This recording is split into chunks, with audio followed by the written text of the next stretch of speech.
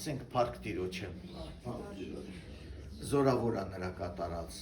մեծ է նրա կատարած բոլոր գործերը, որ նա կատարեց երկրի վրա Փառք Տիրոջը, օրհնյալ է նա, դարեր են անցել, բայց նրա կատարածը չի մոռացվել։ Այսօր ամբողջ քրիստոնեական աշխարհը, որը մեծ է, ամբողջ աշխարհի մեջ փառաբանում են նրա մեծ անունը եւ միշտ էլ հիշում նրա կատարած մեծ խրագործությունը, որ նա կատարեց մարդկության համար, Փառք Տիրոջը։ Ինչ լավ է, որ Տերը մեզ ժամանակին կանչեց։ Որոշ մարդիկ ասում են, շատ կուզեի, որ երիտասարդական ժամանակաշրջանում Տերը ինձ կանչած լիներ, ոչ մեծության տարիքին, բայց մեծության տարիքին էլ դա օրհնություն է, երբ որ Աստված կանչում է մարդուն, ու մարդը կարողանում է լսել ու խոնարհվել այդ կանչին, Փառք Տիրոջը։ Ես հաճախակի հանդիպում եմ քաղաքում մարդկանց, որոնք ժամանակին եղել են Աստծո տանը, նույնիսկ մարդիկ, որ տասնյակ տարիներ եկեղեցի են հաճախել, բայց ժամանակի ընթացքում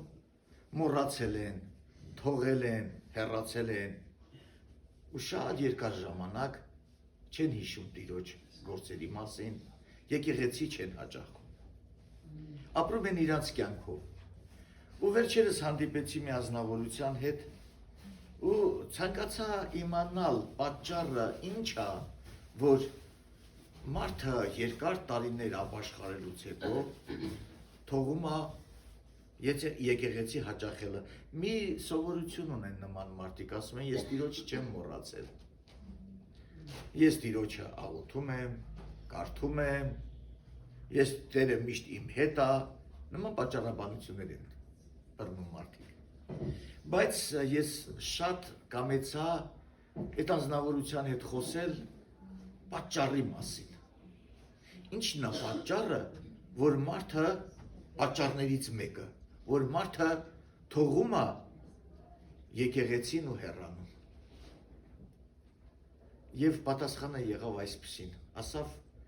ես ճիշտն ասած գալիս էի պաշտամունքի, բայց ես հետո հասկացա, որ դա իմը չի, դա ձերն է,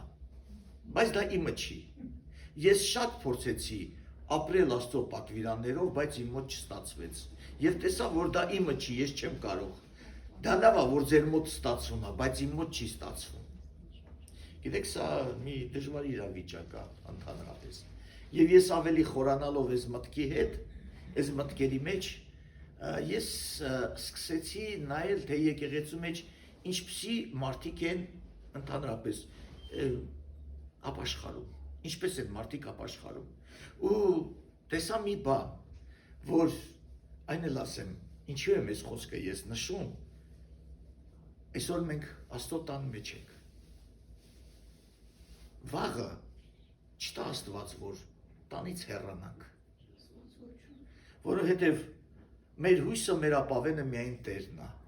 Եթե մարդը իր հույսը դրել է իր գիտելիքների վրա, իր ուժի վրա, իր համբերության վրա, այդ ամենը կարող են մի օր սպառվել։ Տերն է ողորմություն տվողը, Տերն է ճանապարհ բացողը, բայց մարդը իր կողմից պետք է հանձնվի, պետք է համաձայնվի, պետք է գա Տիրոջը։ Եվ տեսա, որ եկեղեցու մեջ կա մի քանի տիպի, մի քանի ձևի մարդիկ։ Մեկը դրանք Հիսուսը երբ որ տեսավ իրան եկող մարդկանց, ոմանց ասավ վայ ձեզի, վայ տվեց։ Սրանք փարիսեցիներ էին։ Մենք կարող ենք ասել, որ 21-րդ դարում փարիսեցիներ չկան, բայց գիտեք, փարիսեցիների վարվելակերպը, մտածելակերպը այսօր 21-րդ դարում կան։ Դրանք մարդիկ են, որ եկեղեցում իրեն ցույց կտան, որ Աստծո պատվիրանները սրբությամբ պահում են, բայց եկեղեցուց դուրս ուրիշ կյանք են վարում։ Ամեն ինչ կանեն, սրբության կյանք ցույց կտան, միայն ցուցադրական, միայն ցույց կտան։ Իսկ Հիսուսը դրանց անվանեց փարիսեցիներ։ Նրանք փարիսեցիներ էին անվանվում, բայց Հիսուսը նրանց վայ տվեց։ Երկրորդ տիպի մարդիկ, որ ինչ վերաբերվում է մեղքին, նրանք ասում են, որ ապրելով մարմնավոր մարմնի մեջ, մեր մարմինները մեղավոր են, և ապրել մեղավոր մարմնի մեջ անհնար է սրբության կյանքով, կատարյալ կյանքով ապրել։ Եվ բաց, ինչ որ իրանք կատարում են, իրանք արդարացնում են Սուրբ գրքից ինչ որ մի բան գտնելով, ինչ որ մի բան ներկայացնելով, որ իրանք ճշմարիտ են ապրում, ուրիշ կերպ հնարավոր չի։ Երրորդ տիպի մարդիկ, դրանք մարդիկ են, որ տեսնելով իրանց մեղքերը, իրանց տկարությունները, թույլությունները, ինչ վերաբերում է մեղքին, այս մարդիկ չեն համաձայնվում և միշտ ձգտում են, որպեսզի ազատագրվեն և կենաց մահու պատերազմ են մղում, որպեսզի ազատագրվեն մեղքից։ Եվ չորրորդ տիպի մարդիկ, որոնք արդեն ազատագրված են։ Ոմանք կասեն, որ այդպես բան հնարավոր չի, որ մարդը մեղքից ազատագրված լինի։ Ոմանք ասում են, որ եթե մարդը մեղավոր մարմնի մեջ է, ուրեմն նա մեղավոր է։ Ես ուզում եմ մի համար ներկայացնեմ։ Հովհաննեսի ավետարան, կներեք, առաջի Հովհաննես 3:9։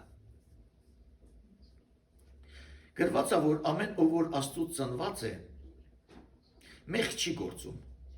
որովհետև նրա սերմը իր մեջ մնում է և չի կարող մեղանչել, որովհետև Աստծուց է ծնված։ Մենք էլի այս մասին խոսացել ենք։ Գիտեք, այս խոսքերը նշում են այն մասին, որ եթե մարդը Աստծուց ծնված է, նա չի կարա մեղք գործի, որովհետև Աստծո սերմը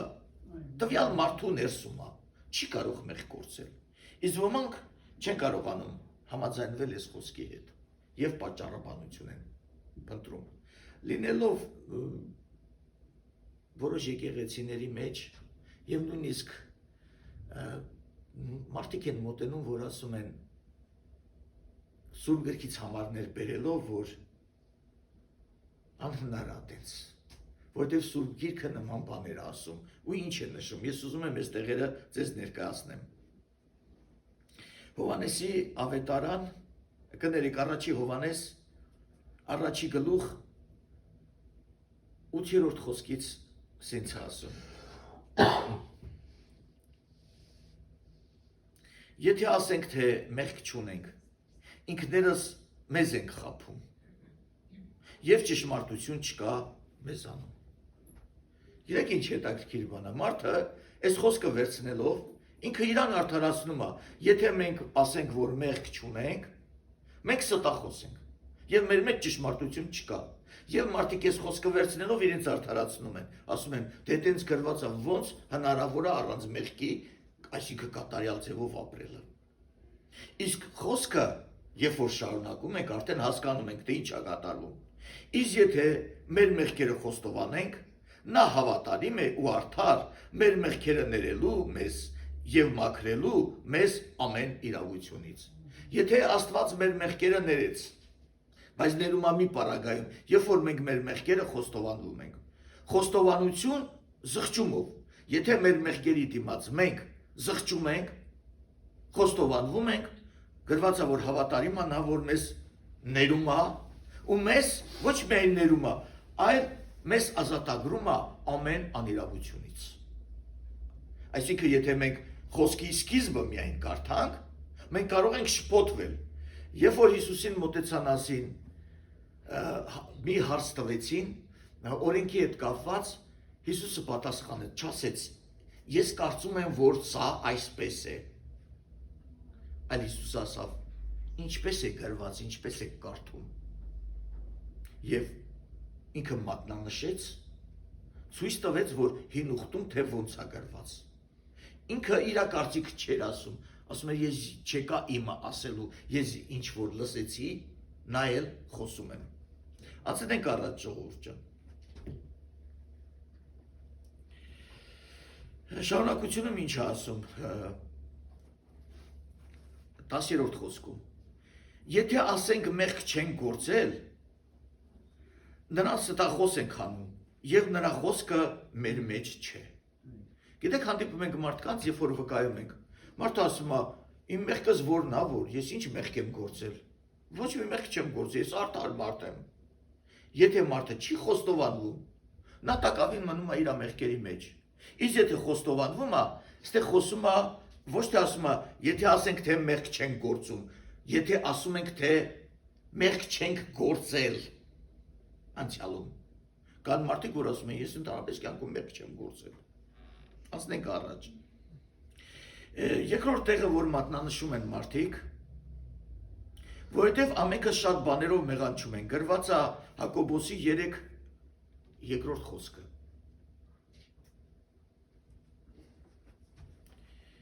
Այստեղ մարդիկ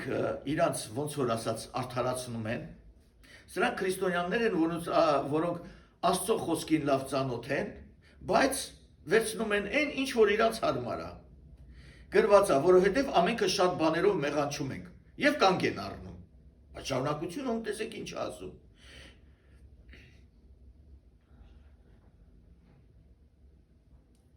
Եթե մեկը խոսքով չի մեղանչում, նա կատարյալ մարդ է, որ կարող է իր ամբողջ մարմինը սանձահարել։ Այստեղ Պողոս առաքյալը Սուրբ Հոգով մի նոր գաղտնիք է բացում։ Եթե մարդը ուզում է իր մարմինը ղեկավարի,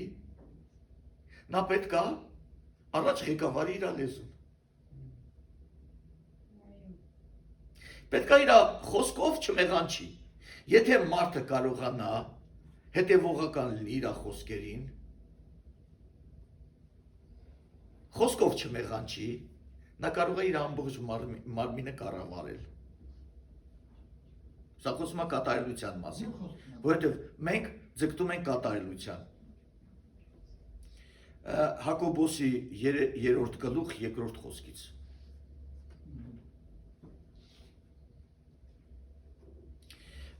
Երրորդ օրինակը, որ բերում են մարդիկ, դա Պողոս առաքյալի մասին են ասում, գրված է Հռոմեացիների 7:20-ում։ Ուրեմն, եթե անում եմ այն, ինչ ես չեմ ուզում, այլևս ես չեմ անում, այլ իմ մեջ բնակվող մեղքը։ Ասում են, Պողոս առաքյալը,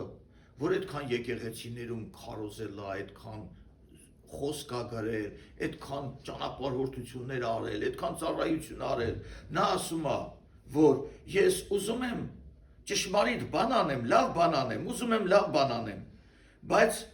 իմ մեջ բնակվում է մեղքը, որ ինձ հակառակ է մնում։ Ինչ է ասում։ Այս նույն գլխի Հռոմեացիների 7:24-ում ասում է. Ես ինչ թշվառ մարդ եմ, մահվան դատապարտված, այս մարմնից ով կազատի ինձ։ Պողոս առաքյալը իր խոսքերով ասում է, որ ես մահվան դատապարտված եմ։ Մարդիկ գիտեք, իրանց ուզում են համեմատել այս խոսքի հետ, ասում են, եթե Պողոս առաքյալը ասում է, որ ես ինչ խղճալի մարդ եմ, թշվառ մարդ եմ, բա մենք ով ենք, վաբշե ենք թշվառ։ Բայց Պողոս առաքյալը դրա մեջ կանգ չի առնում։ Կարդում ենք 2 Տիմոթեոս 4:8։ Կներեք 4:7։ Բարի պատերազմս մղեցի, ընթացքը ավարտեցի, հավատքս պահեցի։ Շարունակությունում 4:8-ում ասում է, այսուհետև ինձ սպասում է արդարության պսակը, որ Տերը արդար դատավորը կտա ինձ այն օրը եւ ոչ միայն ինձ, այլ բոլորին, ովքեր կսիրեն նրա հայտնությունը։ 2 Տիմոթեոս 4:8։ Այսինքն, եթե հռոմեացիներին ինքը գրում է իր նոր եկած ժամանակաշրջանի մասին է գրում, որ ինքը տեսել էր մի բան, հենց ուզում է բարի բան անի, չի ստացվում։ Ինքը օրենքով գիտի բարին ինչ է, բարին ու չարը զանազանում է, ինչպես մենք ամեն մեկս, բայց ուզում ենք բարին անել, տեսնում ենք, որ չարը մեր մեջ գործում է։ Պողոս առաքյալը դրա մեջ կանգ չի առել, նա ծառայել է, աշխատել է իր վրա եւ ասում է, ինձ մնում է կենաց պսակը, ընթացքս ավարտեցի։ Եվ ասում է, այսուհետև ինձ սպասում է արդարության պսակը, որ Տերը արդար դատավորը կտա ինձ այն օրը, մի օրվա մասին է խոսում, եւ ոչ միայն ինձ, այլև բոլորին, ովքեր սիրեցին նրա հայտնությունը։ Խոսում է մեր մասին, ովքեր սիրում են նրա հայտնությունը, որ նա հայտնվեց փառք իրան։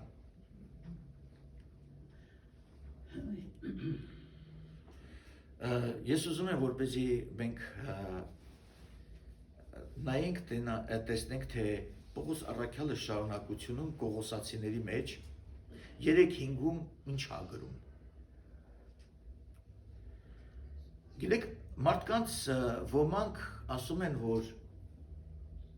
եւ նման աղոթք են անում տասնյակ տարիներով. Տեր մաքրիր ինձ, Տեր սրբիր ինձ։ Ես չեմ ասում դա սխալ աղոթք է, բայց այն ինչ որ մարդը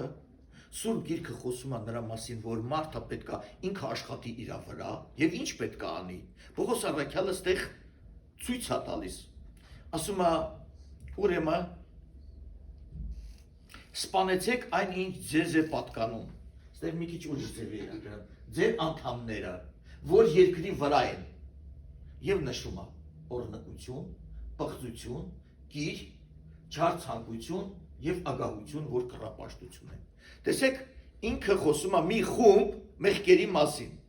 Հիմա ես ուզում եմ, որպեսզի մենք նայենք այս մեղքերին, մենք գիտենք առաջինը ինչ որ գրված է, օրհնություն դա ինչ է։ Դա գիտենք աշխարհում ոնց է կատարվում, որ մարդուն խորհուրդ է տալիս, որ այս մեղքերը, այս բուկետ մեղքերը,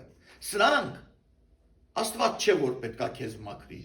այլ դու պետքա դրանց սպանես։ Մարդը պետք է դրանց սպանի։ Եվ ինչ է ասում։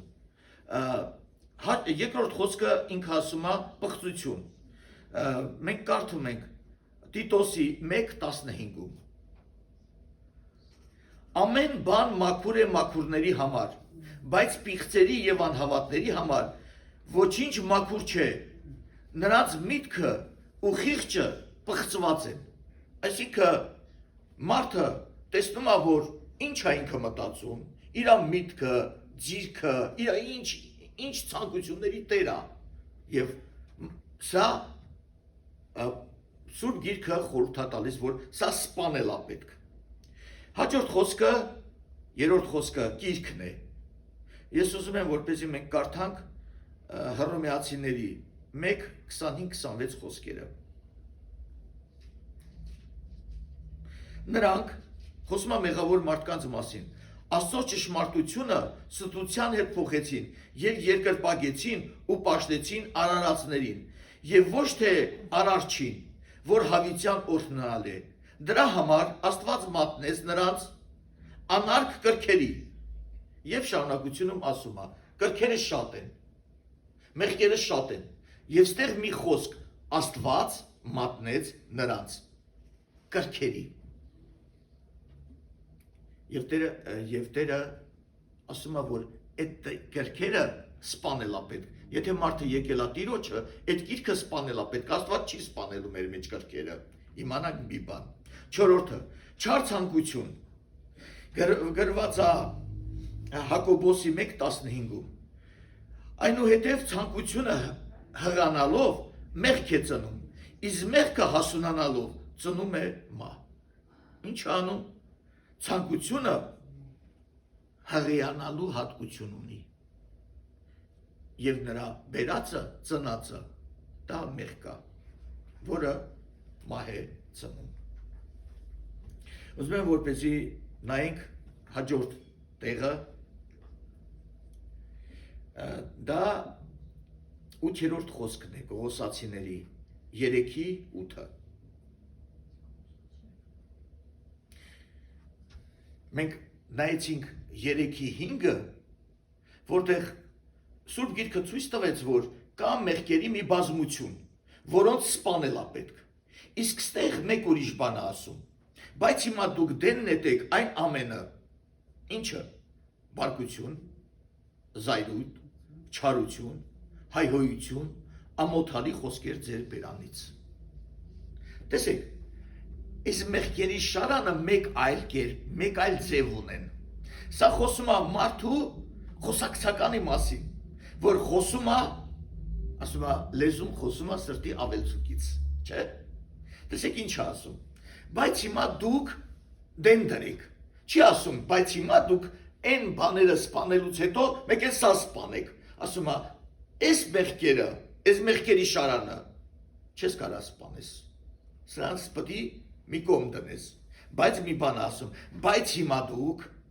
այսինքն, եթե 5-րդ գլխի խոսքը, 5-րդ խոսքը,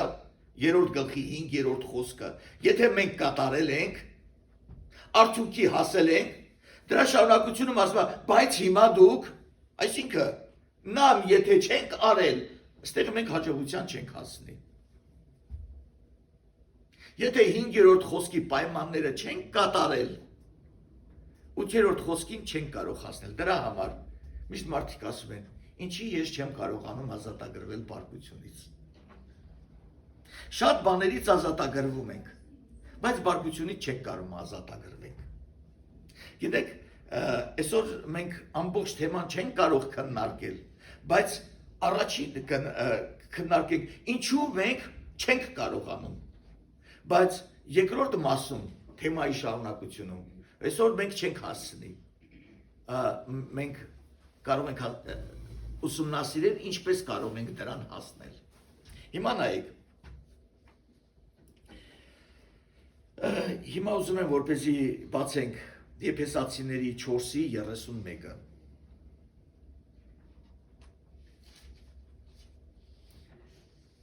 Իմ թարգմանության մեջ սենց է ասում. ամեն դառնություն, բարկություն,